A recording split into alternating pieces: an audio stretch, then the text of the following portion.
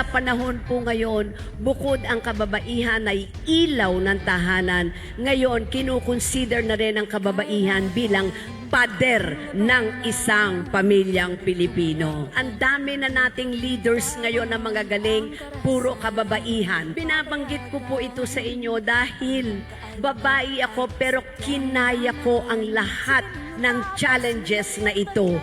Dahil naniniwala ako sa sarili ko na kaya kong gawin, lalo na't pinagkatiwalaan ka ng mga tao.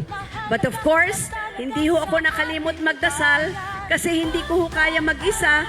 I always pray for guidance. I need each and every one of you in order for us to work as a team. Hindi madali, pero pag ginusto natin, kaya natin.